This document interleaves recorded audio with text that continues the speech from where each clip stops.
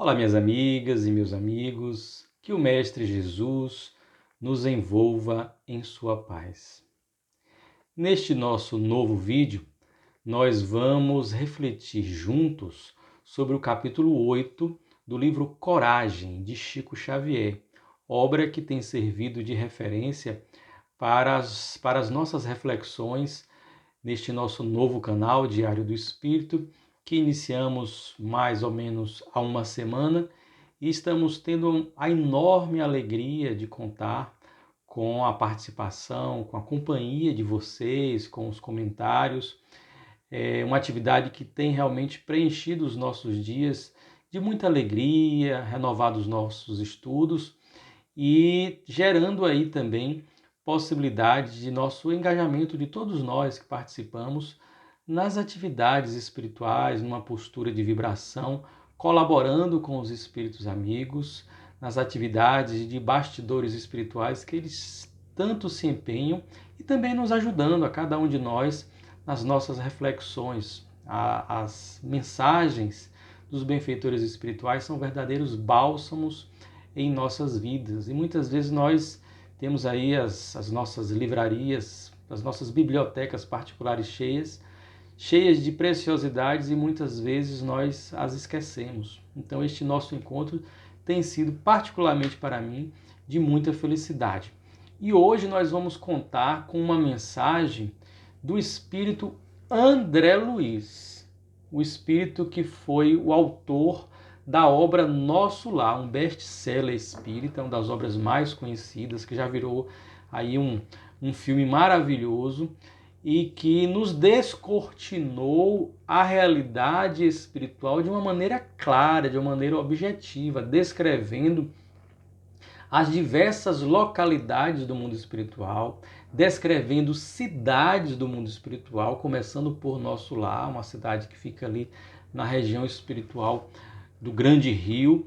Então, André Luiz, de fato, nós podemos dizer que na nossa experiência de humanidade espiritual, nós podemos dizer que temos antes e depois de Allan Kardec, temos a humanidade antes e depois de Jesus, mas em relação ao conhecimento de forma mais clara e objetiva do mundo espiritual, André Luiz, depois de André Luiz, é uma nova realidade. E com o livro Nosso Lar, ele inaugurou uma série que foi batizada pela Federação Espírita Brasileira de A Vida no Mundo Espiritual, que são 13 livros com a descrição ali do mundo espiritual, diversas experiências. André Luiz tem outras obras que não fazem parte desta série, mas essa descrição do mundo espiritual está dividida em 13 livros, começando com Nosso Lar e encerrando com o livro E a Vida Continua. André Luiz, segundo pessoas muito próximas a Chico Xavier, que foram amigos ali, compartilharam da convivência de Chico Xavier, e também segundo o relato, que está inclusive num vídeo no YouTube, de Valdo Vieira, que foi um médium, companheiro de Chico Xavier, que compartilhou mediunicamente muitas obras de André Luiz. Então tem obras em que alguns capítulos eram recebidos por Chico Xavier, outros por Valdo Vieira. Temos um livro também, Conduta Espírita, que foi recebido por Valdo Vieira sozinho, uma obra de André Luiz. E Valdo Vieira revelava, assim como pessoas próximas a Chico Xavier, que a verdadeira identidade de André Luiz na sua última reencarnação na Terra foi aquele médico brasileiro, pesquisador, Carlos Chagas, um verdadeiro cientista, um currículo imenso e grandioso, mas que na obra Nosso Lar foi utilizado um pseudônimo para não haver problemas com a família de Carlos Chagas. O filho dele era médico também, então eram pessoas que não eram espíritas. Então Chico Xavier já tinha respondido um processo antes, movido pela família de Humberto de Campos. Então, para que não houvesse problemas, foi utilizado um pseudônimo e modificado algumas descrições ali sobre número de filhos, para que não fosse facilmente identificável. Mas aí uma informação de diversas fontes seguras de que André Luiz foi o médico Carlos Chagas, que inclusive o nome da doença de Chagas é em homenagem a Carlos Chagas, que foi quem descobriu toda a cadeia, né, desde o vetor e todos os desdobramentos. E ele nos oferece o Decálogo do Bom Ânimo, tudo a ver com a obra Coragem. Decálogo do Bom Ânimo. Decálogo, deca, de 10, tudo é uma expressão grega, e logo, que tem nos dá aquele sentido de ensino, de ideia, de estudo. Então a gente vê aí logomarca, então é uma figura que traz ali a ideia da marca de uma determinada empresa, logotipo. E também nos desdobramentos aí, né, biologia, arqueologia, o estudo disso e daquilo. Então, decálogos são 10 ideias, 10 sentenças, 10 comandos ali que trazem cada um deles uma ideia, mas elas conectadas umas às outras. O decálogo mais conhecido da humanidade, e sem dúvida nenhuma mais importante, são os 10 mandamentos que foram recebidos por Moisés no Monte Sinai, lá quase 3.000 e tantos anos, quase 4.000 anos. Na doutrina espírita, nós recebemos a informação dos benfeitores espirituais que até hoje 3 grandes momentos de revelação foram dados à humanidade. O primeiro deles, como o decálogo, os 10 mandamentos, comandos ali dados pela divindade através de espíritos superiores, que Moisés interpretava como o próprio Deus, como regras singelas de conduta para a humanidade, a primeira revelação. A segunda revelação veio através do próprio Jesus, ali trazendo uma feição do Deus amor, que é Pai de todos nós, de toda a humanidade. Olhe lá o Pai Nosso que estais nos céus, e perdoai as nossas ofensas. Um Pai que perdoa, que não tem penas eternas, que não aprova o pecado, mas ama o pecador, que deseja que o pecador se modifique, mas não tem questão de pena eterna. Nós vivenciamos as consequências das nossas ações, é a lei de ação e reação, causa e efeito, mas não existem esses julgamentos cruéis, essas ideias equivocadas de outrora, que nos serviram, mas que não servem mais.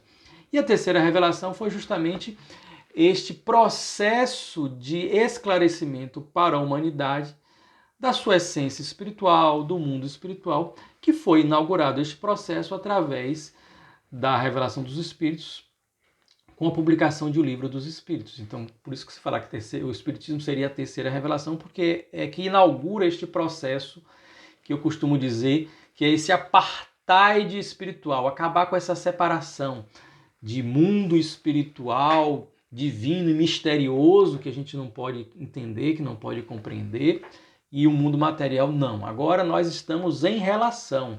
Nós temos a mesma origem, a mesma essência, e cada vez mais nós estamos ampliando a nossa compreensão da nossa essência. Chegará um momento em que a ciência humana avançará tanto que identificará a reencarnação como uma lei biológica, identificará o intercâmbio mediúnico como um sentido, um processo natural, identificará o mundo espiritual. Chegará um momento em que isso já será detectável pela ciência humana. Por enquanto, a ciência tem lá, né, já algumas experiências, alguns pesquisadores já admitem, já começam a conceber a ideia, alguns já escreveram, mas de uma maneira geral ainda tem uma separação.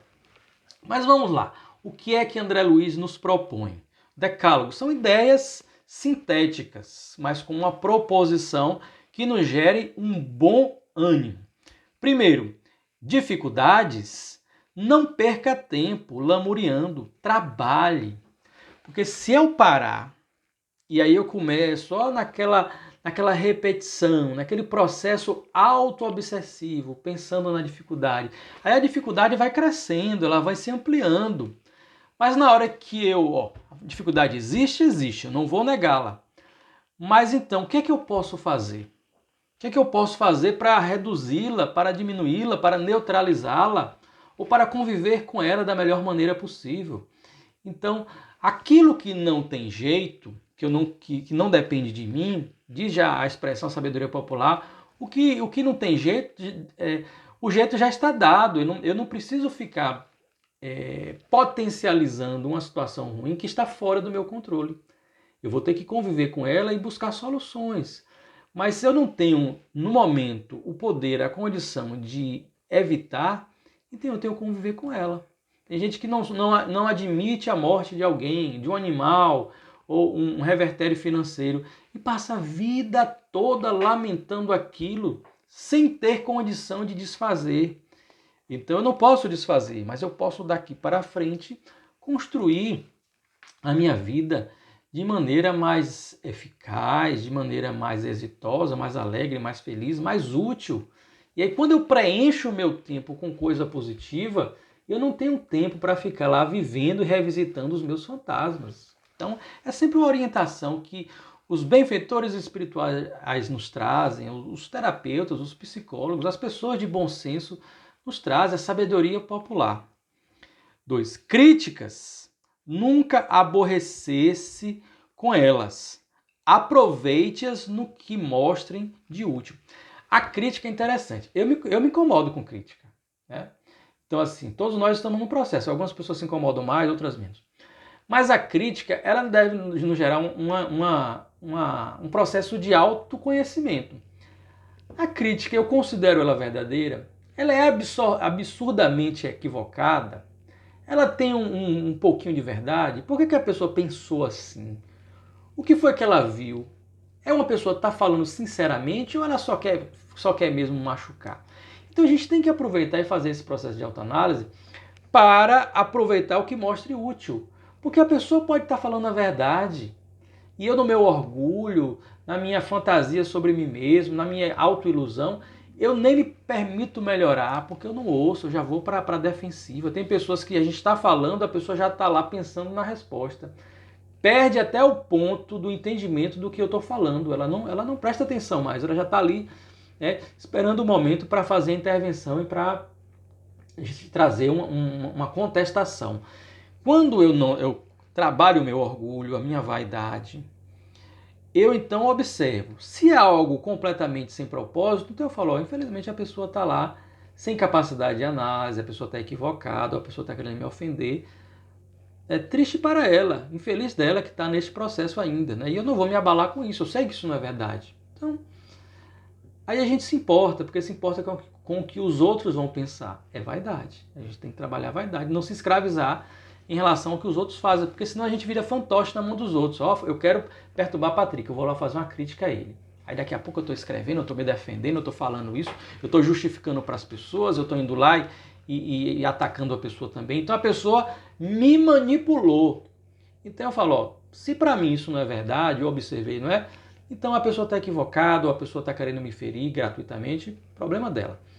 Se é verdade, ela falou, por mais que ela esteja querendo me ferir, ela falou uma verdade. Então eu vou tentar trabalhar isso para superar. Então, assim, a crítica ela deve servir, inclusive, como uma ferramenta para nós nos trabalharmos, nos fortalecermos e nos melhorarmos. Incompreensões, não busque torná-las maiores através de exigências e queixas. Facilite o caminho, buscando ser claro, buscando ser verdadeiro, buscando ser sincero. Mas também, assim, se a pessoa não compreende, eu faço o meu esforço e dali para frente o tempo vai ensinar. Então, seguindo a mesma linha de raciocínio, intrigas, não lhes estenda a sombra. Faça alguma luz com o óleo da caridade. Tem a intriga, o intrigador e o intrigado, como já disse Dr. Hans, espírito amigo, através de Lindomar Coutinho, em Saúde, Projeto Melhorar-se. Saúde em plenitude. Então, que nós não sejamos os intrigadores, que nós não sejamos veículos da intriga e que nós não nos permitamos ser inoculados pelo veneno da intriga. Alguém vem fazer intriga? Corte o assunto por ali. Perceba a maledicência presente. Então, a pessoa falou isso, então vamos conversar com essa pessoa, né? Então, assim, corte o mal pela raiz, não dê vazão a isso, né? Vamos buscar ser objetivos, claros, sinceros, verdadeiros, mas vamos acabar com essa coisa, às vezes até vergonhosa e covarde da intriga. Perseguições, jamais revidá-las, perdoe esquecendo. Se a gente está sendo perseguido agora, é o passado que está cobrando a conta. Então vamos fazer o certo e ter a certeza que lá na frente isso vai passar. Jesus nos disse nas bem-aventuranças: bem-aventurados aqueles que forem perseguidos por causa da justiça, porque deles é o reino dos céus. Hoje, algum sistema de justiça, ou justiça mesmo formal, ou de alguma outra forma, me busca sem eu dever, é o passado que vem cobrar. Mas lá na frente tudo vai se ajustar, né? Procure fazer o que é certo, procure, dentro dos mecanismos legítimos, mostrar a sua razão, mas jamais revidar e perdoar esquecendo. E se for perseguido por causa religiosa, olha o que Jesus fala: bem-aventurados sois vós quando vos perseguirem e mentindo disserem todo o mal contra vós por causa de mim. Alegrai-vos, porque grande é o vosso galardão no céu, porque assim também fizeram com os profetas que vieram antes de vós. Deve ser motivo de alegria, de honra e de glória se alguém nos ataca porque a gente está defendendo o certo, a justiça, a ética, a verdade. Se a gente está defendendo as lições e os exemplos de Jesus e a pessoa nos ataca, triste da pessoa, lá na frente ela vai ter que se reajustar. Mas nós estamos ali timoratos, servindo ao Senhor, dando o nosso testemunho, como aqueles cristãos primitivos que iam aos circos romanos cantando glórias, hosanas às alturas. Calúnias. Nunca enfurecesse contra as arremetidas do mal. Sirva sempre. A mesma coisa aqui das intrigas, as calúnias, as informações falsas sobre nós, nos atribuindo até fatos difamatórios, criminosos. A calúnia são fatos criminosos, a difamação são fatos desonrosos, a injúria são adjetivações negativas à nossa honra. Independente delas, né, nunca se enfurecer, servir sempre e demonstrar a nossa honra, a nossa verdade pelo serviço, pelo trabalho, pelos bons frutos. Tem uma frase de Chico Xavier, na verdade é de André Luiz por Chico Xavier, num texto chamado Melindres, que ele fala que quem vive a se ferir acaba na condição de espinheiro, aquela pessoa que vai se tornando ali na defensiva, todo melindrado, depois vira um espinheiro também, na defensiva começa a atacar. Então não nos permitamos isso. Tristezas, afaste-se de qualquer disposição ao desânimo. Ore abraçando os próprios deveres. Coloque-se em atividade. Coloque-se em atividade, coloque seus talentos a serviço do bem, do seu próprio bem e do bem do outro. Desilusões, por que debitar aos outros a conta de nossos erros? Caminhe para a frente, dando ao mundo e à vida o melhor ao seu alcance. Ah, mas eu fui desiludido, eu fui enganado. Chico Xavier também tem uma frase muito sábia que ele diz: a desilusão é a visita da verdade. Eu me permiti iludir. Talvez a pessoa tenha se esforçado para mim por me enganar. Mas aquilo mostra que eu ainda fui ingênuo, que eu ainda criei expectativas demasiadas, que eu ainda tenho talvez uma capacidade de leitura, de avaliação diminuta. E quando eu caio numa desilusão, tem a dor, tem a vergonha. Quanto maior o nosso orgulho, a nossa vaidade, maior é a dor da desilusão. Mas ela nos traz a verdade, e a verdade é algo bom. É algo maravilhoso. E então vai nos ajudar a nos refazer e a nos tornarmos pessoas melhores e mais capazes. 9. Doenças. Evite a irritação e a inconformidade. Raciocine nos benefícios que os sofrimentos do corpo passageiro trazem à alma eterna. Bem-aventurados os aflitos, porque serão consolados.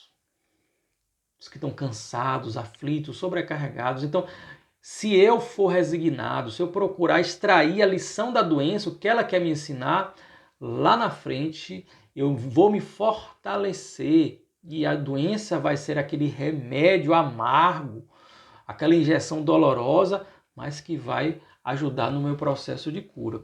E por fim, 10. Fracassos. Não acredite em derrotas. Lembre-se de que pela bênção de Deus, você está agora em seu melhor tempo. O tempo de hoje, no qual você pode sorrir e recomeçar, renovar e servir em meio de recursos imensos. Hoje, o hoje de cada um de nós é o momento em que nós temos maior gama de conhecimentos, considerados aí os conhecimentos do agora e os conhecimentos, a bagagem espiritual que nós trazemos, a maior gama de experiências e a melhor condição moral. O hoje é o momento que nós estamos mais aptos para fazer o bem, para evoluir. E todos nós que estamos encarnados agora recebemos a bênção de estar no campo de batalha. Eu não gosto nem dessa expressão, mas vamos botar no campo de batalha, na batalha do bem, do amor, na hora mais relevante, que é a da transição planetária, o momento dos testemunhos, o momento em que os tempos são chegados. Muitos pediram para estarem reencarnados nesta hora, muitos se comprometeram em estar a serviço, em resistirem a todos os acontecimentos que nos colocam para baixo. A espiritualidade nunca esteve tão engajada em nos ajudar e participando também para a melhoria do mundo, para a exaltação do amor, para a ampliação da fraternidade. Nós estamos agora, simbolicamente, numa final de Copa do Mundo e nós estamos escalados em campo e não devemos amarelar. Então, que possamos ter este decálogo agora do bom ânimo, reformulando os nossos propósitos, fortalecendo a nossa fé e a nossa esperança para seguir adiante. E aí, eu gostaria de encerrar aqui com a mensagem do próprio André Luiz, que ele colocou no texto de abertura de apresentação do livro Nosso Lar. É um texto lindíssimo, que tem assim, mensagem de André Luiz. Temos primeiro um prefácio de Emmanuel, que apresenta André Luiz, o prefácio como novo amigo. Emmanuel, benfeitor de Chico Xavier, apresenta André Luiz. E depois temos a mensagem do próprio André Luiz. E olha o que ele nos diz. Uma existência é um ato. Um corpo, uma veste. Um século, um dia. Na existência do espírito. Claro que isso não é algo matemático, senão as pessoas vão calcular um século, um dia. No mundo espiritual, um século. Não, não é isso. É algo metafórico, figurado. Um século na existência do espírito, um século nosso encarnado, é como se fosse um dia. Um serviço, uma experiência. Um triunfo, uma aquisição. Uma morte, um sopro renovador. Uma morte, um sopro renovador, um renascimento para a verdadeira vida, a vida espiritual. Enquanto muitos choram aqui a morte dos entes queridos, e devem chorar mesmo, extravasar a saudade, no plano espiritual, as mães, os pais, os avós, os irmãos, os recebem fazendo festa, felizes, recebendo o ente querido de volta. Coloquemos isso em nossas cabeças, ampliemos a nossa concepção da vida, lembrando que somos espíritos, pensemos como espíritos, hajamos como espíritos, amemos como espíritos. Quantas existências, quantos corpos, quantos séculos, quantos serviços, quantos triunfos, quantas mortes necessitamos ainda? Ainda para quê? Para alcançarmos a condição de elevação espiritual, de espírito superior, de espírito puro, que aí sim vamos vivenciar a felicidade em sua plenitude. Quantos? Cada um que vai dizer, conforme a sua escolha, conforme os seus esforços. Mas algo é essencial para acelerarmos esta caminhada, mas com passos firmes, vivenciarmos tendo como essência, como diretriz e como princípio o amor. O amor a si mesmo, o amor ao próximo e o amor a Deus, nosso Pai, o Criador. Que Ele nos abençoe a todos, hoje e sempre.